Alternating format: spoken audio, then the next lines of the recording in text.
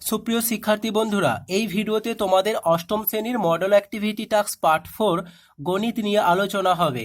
একের দাগে বলেছে বহুমুখী উত্তরধর্মী প্রশ্ন।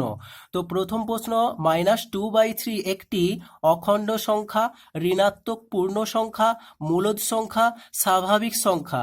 -2/3 এটা অখণ্ড সংখ্যা না, ঋণাত্মক সংখ্যা, কিন্তু এটা পূর্ণ সংখ্যা না, 2/3 আছে।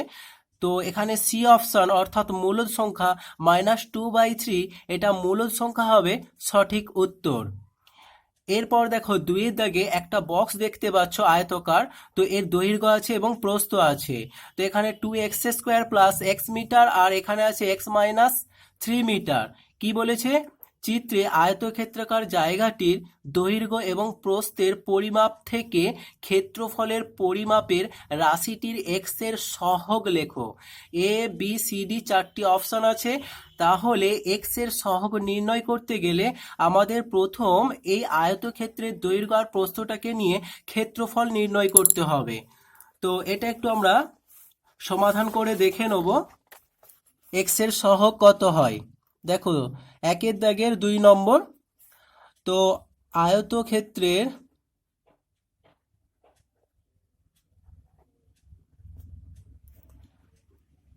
দৈর্ঘ্য সমান 2x² + x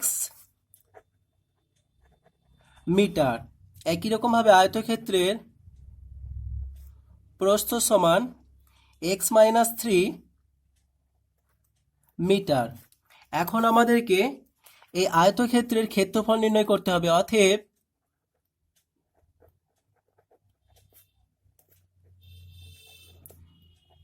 ক্ষেত্রফল সমান, ক্ষেত্রফল নির্ণয়ের সূত্র কি? দৈর্ঘ্য গুণিত প্রস্থ। তো এখানে দৈর্ঘ্য বলতে 2x² + x গণিত প্রস্থ, প্রস্থ বলতে x-3 বর্গ মিটার। কেমন? তাহলে এখন আমাদের কাজ এর সাথে এটা গুণ করতে হবে। তো 2x² এর সাথে যদি আমরা x গুণ করে দিই, সেটা কি হবে? আমরা এই গুণটা একটু রাফে করে নিয়ে ফলাফলটা জানতে পারি। দেখো এইভাবে আমরা গুণ করতে পারি। 2x² + x আর আছে x-3। তো আমরা যদি গুণ করি 2 আর x, এখানে x আর 2x², তাহলে কি হবে? 2x³ হবে, প্লাসে প্লাসে প্লাস, x আর x গুণ করলে x², এবার মাইনাস আছে। তো এটা আমরা দেখে নেব, প্লাসে মাইনাসে মাইনাস, 3 2 6 হবে এবং x² হবে। এই যে x² ছিল, x² এর নিচে বসে যাচ্ছে, প্লাসে মাইনাসে মাইনাস 3x। তো এখন ফলাফলটা কি আসছে? 3x আর প্লাসে মাইনাসে মাইনাস, তাহলে এটা 5x² হবে এবং 2x³ হবে। তাহলে রেজাল্টটা এখানে কি আসতেছে? 2x³ - 5x² - 3x। আশা করি বোঝা গেছে গুণটা কিভাবে হয়েছে। দেখো প্লাসে মাইনাসে মাইনাস, 6 থেকে 1 এখানে কিছু নেই মানে 1, তাহলে বিয়োগ যাবে 5, আর বড় সংখ্যা যেহেতু মাইনাস আছে, মাইনাস চিহ্নই বসে যাবে। তো এভাবে আমাদের যে ফলাফলটা আসলো, এই ফলাফল থেকে এখন আমাদের x এর সহগ নির্ণয় করতে হবে। আমাদেরকে এটাই বলেছিল যে x এর সহগ কত। দেখো প্রশ্নের মধ্যে x এর সহগ, তো এখানে দেখো x³ আছে, এটা x² আছে, এটা x, তাহলে এটার সহগ কোনটা? না -3, দেখতে পাচ্ছ? তো এটাই আমাদের সঠিক উত্তর হবে। তাহলে ডি অপশন। দেখো -3 এটাই আমাদের সহগ। তো কিভাবে হচ্ছে সেটা তোমরা দেখতে পাচ্ছ, এখানে আমি দেখিয়ে দিয়েছি।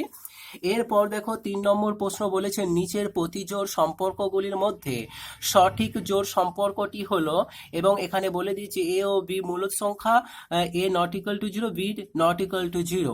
তো প্রথম অপশনটা দেখো a + b = b + a, এটা কিন্তু ঠিকই আছে, a + b R b + a একই ব্যাপার। তারপরে দেখো বলেছি a - b b - a, এটা কিন্তু ঠিক নেই, তাহলে এটা হবে না। বি এরটা দেখো a গুণ b, তাহলে a b হবে, আর এটা b গুণ এটাও হবে a b হয়ে যাবে। তাহলে এর প্রথম অংশটা ঠিক আছে, কিন্তু পরের যে অংশটা আছে এটা কিন্তু ঠিক না। তাহলে এই অপশনটাও কিন্তু তোমাদের হচ্ছে না। তারপরে দেখো a + b R b + a, এই অপশনটা ঠিক আছে, কিন্তু তারপরে a ভাজিত b এবং b ভাজিত a, এটাও কিন্তু ঠিক নেই। পরের অপশন ডি, অর্থাৎ a ভাজিত b ≠ b ভাজিত a এবং a - b ≠ b - a, এটা আমাদের সঠিক উত্তর হবে, অর্থাৎ ডি। ঠিক আছে। এরপর দেখো 2 দাগে বলেছে সত্য এবং মিথ্যা নির্ণয় করতে হবে। একটি ঘনকের দৈর্ঘ্য দেওয়া আছে y মিটার, উহার আয়তন হবে 3y ঘন মিটার। দেখো একটা ঘনক আছে, তার দৈর্ঘ্য আছে, আর আয়তন বলেছে। তো আয়তন নির্ণয় সূত্র কি, বাহুর কি হবে এখানে, তাহলে ঘনকের দৈর্ঘ্য ওয়াই, তাহলে ওয়াই যদি হয় তাহলে আমরা কি করব, তাহলে বাহু বলতে এখানে ওয়াই তার হোল কিউ হবে না? তো এটাই তার আয়তন হচ্ছে, কিন্তু এখানে বলেছে 3y। তাহলে এটা কি সঠিক? না, এটা সঠিক না, এটা হবে মিথ্যা। তাহলে বোঝা গেছে এটা মিথ্যা, এটা তাহলে হবে মিথ্যা। কেন মিথ্যা হয়েছে সেটা আমি তোমাদের পাশে দেখিয়ে দিয়েছি। এরপরে দেখো 2 নম্বরে একটা ছবি আছে, দেখো ও এ আর ও বি একটা দেখতে পাচ্ছ এখানে সমকোণী ত্রিভুজ আকারে, বলেছে চিত্রে ও এ লম্ব ও বি, তাহলে এটা হচ্ছে সমকোণ। এখন কোণ এ ও বি কে সমদ্বিখণ্ডিত করতে হবে, তাহলে বলেছে কোণ এ ও ভি এটাকে সমদ্বিখণ্ডিত করলে যে দুটি কোণ উৎপন্ন হবে তারা পরস্পর পূরক কোণ, অর্থাৎ এই যে কোণটা এ ও ভি এই কোণটাকে সমদ্বিখণ্ডিত, অর্থাৎ সমান ভাগে, এটা কম্পাস দিয়ে সমান ভাগে ভাগ করা হবে। তো করলে পারে এই যে একটা কোণ পাওয়া যাচ্ছে এবং এই একটা কোণ পাওয়া যাচ্ছে, এই কোণটা আর এই কোণটা পরস্পর পূরক কোণ কিনা সেটা আমাদেরকে বলতে বলেছে। দেখো এইখান থেকে এইটা যেহেতু ও বি এবং ও এ যদি লম্ব হয় তাহলে এই কোণটা অবশ্যই 90 ডিগ্রি, আর এই 90 ডিগ্রিটাকে দুভাগ করা হয়েছে, তাহলে এটা কত 45 আর এটা হচ্ছে 45, তাহলে 45 45 যোগ করলে কি 90 পাচ্ছি আমরা, পরস্পর পূরক কোণ। আমরা জানি 90 ডিগ্রিকেই পূরক কোণ বলে, তাহলে এটা হবে সত্য। কেমন? পরের প্রশ্ন দেখো 3 দাগে বলেছে একটি সরল রেখা বাইরে কোনো বিন্দু দিয়ে ওই সরলরেখার সমান্তরাল অসংখ্য সরলরেখা আঁকা যায়। একটি সরল রেখা, ধর একটা সরল রেখা, তার বাইরে কোনো বিন্দু দিয়ে, তার বাইরে কোনো একটা বিন্দু দিয়ে ওই সরলরেখার সমান্তরাল অসংখ্য সরলরেখা আঁকা যায়, এটা মিথ্যা। কেমন? এরকম বক্স করে দেবে তোমরা, বক্সের মধ্যে এগুলো লিখে বক্সের মধ্যে লিখে দেবে। আর এখানে কিন্তু এই চিত্রতে এরকম করে দেখানোর কোনো দরকার নেই, তোমাদের বোঝার সুবিধার্থে আমি এখানটা এরকম অঙ্কন করে একটু দেখিয়ে দিয়েছি জাস্ট। এরপর দেখো 3 দাগে বলেছে ক্লাসে ছাত্রছাত্রীরা কোন কোন খেলা কতজন পছন্দ করে শতকরা তার তালিকা দেওয়া হলো, একজন কেবলমাত্র একটি খেলাই পছন্দ করে।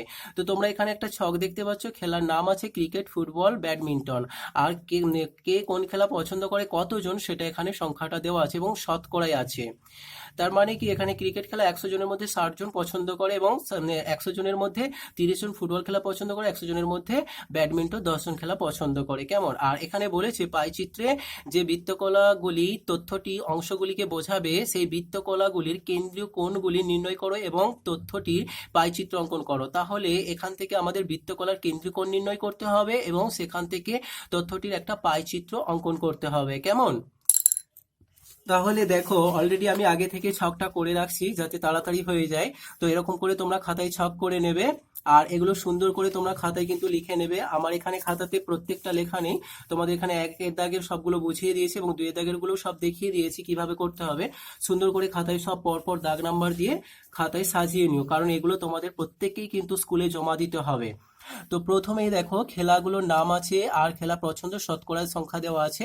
এরপর যেটা দুটো বক্স আছে, যেটা খেলা পছন্দ করে ভগ্নাংশ আর একটা কেন্দ্রীয় কোণ, তাহলে ভগ্নাংশ নির্ণয় করব আর সেই সঙ্গে কেন্দ্রীয় কোণ, আর করার পরে আমরা তথ্যটাকে একটা পাই চিত্রে প্রকাশ করে দেবো, দিলে আমাদের অঙ্কটা সমাধান হয়ে যাবে।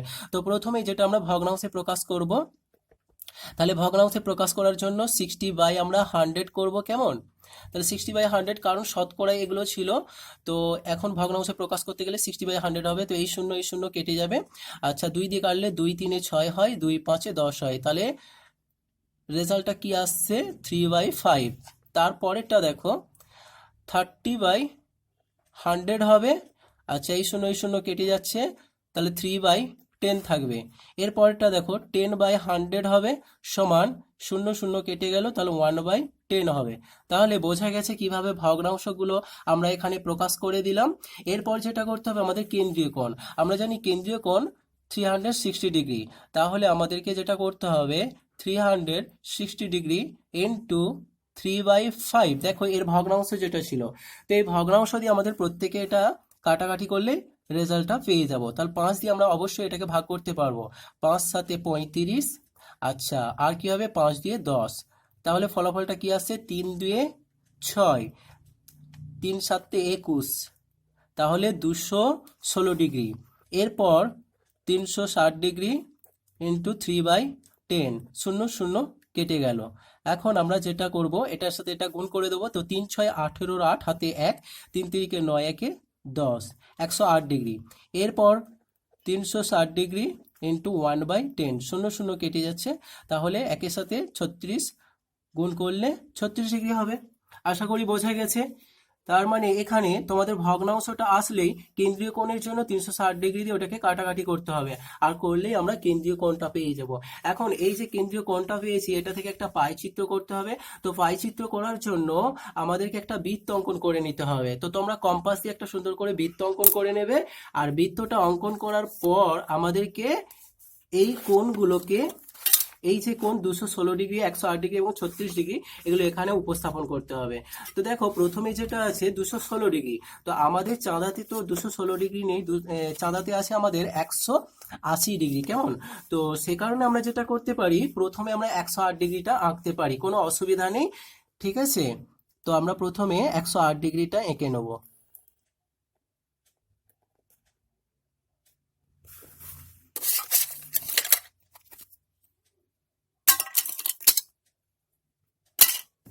আচ্ছা, তোমরা লক্ষ্য করো 108 ডিগ্রি, তোমরা প্রত্যেকেই জানো কম বেশি 108 ডিগ্রি কিভাবে আঁকতে হয়। কেন্দ্রের সাথে ভূমিকে মেলাতে হবে, মেলানোর পর আমাদের 108।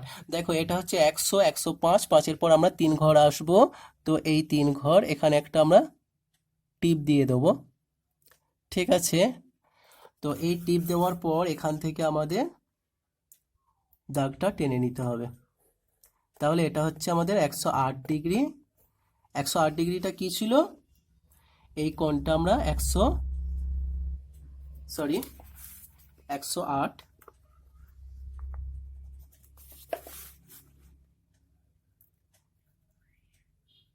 108 ডিগ্রি, এটা কি ছিল? এটা হচ্ছে ফুটবল।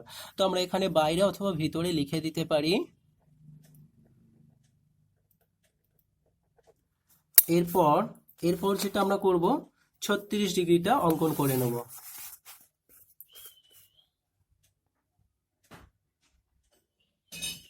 তো 36 ডিগ্রি, দেখো এটা 30, 35, 35-এর পর আমরা 35-এর পর দেখো 35-এর পর আমরা 1 ঘর নেব।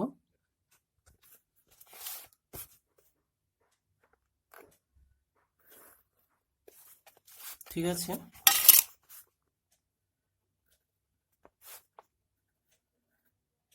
ছত্রিশ ডিগ্রি আমরা এখানটা লিখে দেবো ব্যাডমিন্টন।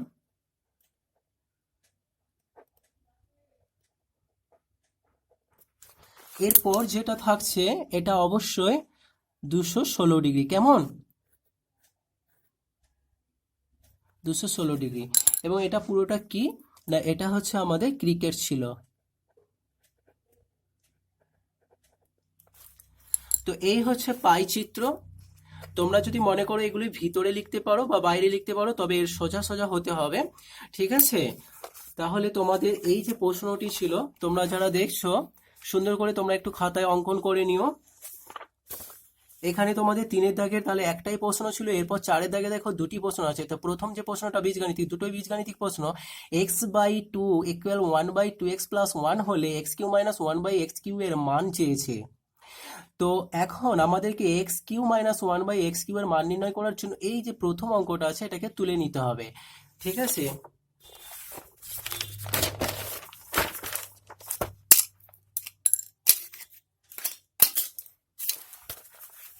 তো দেখো 4-এর দাগে 1 নম্বর, প্রথমে তো আমরা যেটা করব, x/2 = 1/2x + 1, এটাকে আমরা তুলে নেব। তুলে নেওয়ার পর যেটা করতে পারি, পরের লাইনে বা x/2 - 1/2x = 1, অর্থাৎ এই যে x ছিল, xটাকে আমরা বাম দিকে নিয়ে নিলাম, আর সে কারণেই আমরা এটাকে কি করেছি না মাইনাস দিয়েছি। এরপরে যেটা করব, বা দেখো উভয়ের মধ্য থেকে 1/2 কমন নিতে পারবো আমরা। 1/2 কমন নিলে x - 1/x হয়ে যাবে, এটা সমান 1। অতএব আমরা লিখতে পারি x - 1/x = 2, অর্থাৎ 1/2 এটা যদি ক্রস মাল্টিপল করে দিই তাহলে কিন্তু x - 1/x = 2 হয়ে যাবে। কেমন? এই যে x minus one by x সমান টু আসছে, এটা কিন্তু আমাদের এক সময় প্রয়োজন হবে, যেটা এখানে বলেছিল x cube minus one by x cube এর মান নির্ণয় করতে হবে। তখন এরপর যেটা করতে পারি, দেখো এই অঙ্কটাকে আরো কয়েকটা স্টেপে ভেঙে নিতে হবে, যাতে করে আমরা x cube minus one by x cube এর ভ্যালুটা নির্ণয় করতে পারি। আমরা পরের লাইনে আবার লিখতে পারি বা x minus one by x তার হোল স্কোয়ার এবং টু তার হোল স্কোয়ার, অর্থাৎ উভয় পক্ষকে কি করছি আমরা বর্গ করে নিচ্ছি। এখন উভয় পক্ষকে যদি বর্গ করে নেওয়া হয়, তাহলে x minus one by x whole square এর সূত্রটা কি হবে, অর্থাৎ a minus b whole square এর সূত্রটা কি হবে, আমরা এখানে লিখতে পারি a square plus b square minus two a b. Two a b, a বলতে এখানে এক্স এবং বি বলতে এখানে ওয়ান বাই এক্স সমান, দুই স্কোয়ার তুলে দেবো আমরা 4 পাবো। এরপর দেখো এই এক্স কেটে যাচ্ছে, তাহলে বা x square plus one by x square সমান 4 প্লাস 2। এই যে সমান চিহ্নের বাম দিকে -2 ছিল, ডান দিকে নিয়ে চলে যাওয়া হয়েছে, তাহলে +2 হবে। তাহলে এখন কি দাঁড়াচ্ছে এখানে, অতএব x square plus one by x square সমান 6। দেখো এই অঙ্কটাকে নিয়ে আমরা দুটো ভ্যালু নির্ণয় করছি, x minus one by x এর একটা, আর এই x square plus one by x square. কেন এই দুটি নির্ণয় করলাম না, আমাদেরকে x cube minus one by x cube এটার ভ্যালু নির্ণয় করতে গেলে এই দুটো জিনিসের মান আমাদের জানতে হবে, তবেই আমরা সমাধান করতে পারবো x cube minus one by x কিউকে। এবার দেখো আমরা যেটা করব, অতএব x cube minus one by x cube. দেখো x cube minus one by x cube, এটাকে মনে করতে পারো a cube minus b cube. তো a cube minus b cube এর সূত্রটা কি, a cube minus b cube এর সূত্র এ মাইনাস বি। কেমন, এ স্কোয়ার বলতে এখানে এক্স স্কোয়ার হবে, প্লাস এ বি বলতে এখানে এ এবং বি বলতে এখানে one by x, plus b square বলতে এখানে ওয়ান বাই এক্স এর স্কোয়ার। পরের লাইনে দেখো x minus one by x, দেখো x minus one by x এর মান আছে, তাহলে এই জায়গাতে আমরা 2 বসাবো। গুণের চিহ্ন, এই যে অঙ্কটা আছে এখানে দেখো এখানে কিন্তু গুণের চিহ্ন আছে, তাহলে এই এক্স আর এই এক্স কেটে যাবে, তাহলে এই প্লাস চিহ্ন থেকে এই প্লাস চিহ্নের ভেতরে কি আছে, শুধু এক আছে, তো আমরা এখানে একটাকে বসিয়ে দিতে পারি। এইভাবে আমরা একটু সাজিয়ে নিতে পারি, x square plus one by x square, এটাকে আমরা একটা ব্র্যাকেট করে দেবো, প্লাস ওয়ান, এটাকে আমরা দ্বিতীয় বন্ধনীর মধ্যে রেখে দেবো, সমান দেবো 2 গুণন দ্বিতীয় বন্ধনী। দেখো x square plus one by x square একটা মান ছিল, দেখো x square plus one by x স্কোয়ারের ভ্যালু কত ছিল, এখানে 6 ছিল, তাহলে এই জায়গাতে আমরা 6 বসাবো এবং প্লাস চিহ্ন আছে, প্লাস চিহ্ন দেবো, 1 দেবো এবং দ্বিতীয় বন্ধনীটাকে শেষ করে দেবো। এরপর 2 গুণন 6 আর 1 যোগ করলে কত হয়, 7 হয়। এখন আমরা গুণ করে দেবো 14। তো আমাদের এটাই জানতে চেয়েছিল x cube minus one by x cube এর ভ্যালুটা। তাহলে আশা করি বুঝতে পেরেছো কেন আমরা প্রথমে এই অঙ্কটা নিয়ে এই একটি স্টেপ আর এই একটা স্টেপ তৈরি করেছিলাম। এরপর দেখো শেষ যে প্রশ্ন, সেটা হচ্ছে তোমাদের একটা বীজগাণিতিক ভাগ আছে, m square minus 5m plus 6k m minus 3 দিয়ে আমাদের ভাগ করতে হবে। 2 নম্বর কি আছে অঙ্কটা, M square minus 5m plus 6k ভাগ করতে হবে m মাইনাস 3 দিয়ে। তাহলে ভাগফলটা কত হবে, আমরা এটা ভাগ করার জন্য M square minus 5m plus 6